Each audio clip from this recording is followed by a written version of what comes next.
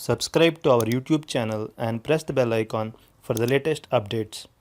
How to turn off Auto Delete YouTube History feature. Log into your Google account. Go to myactivity.google.com. Click on YouTube History. Click on the arrow below the Auto Delete section.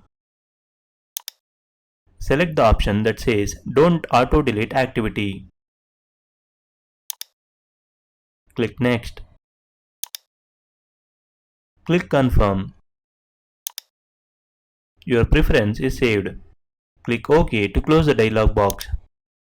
This is how you can turn off Auto Delete YouTube History feature. Thank you for watching.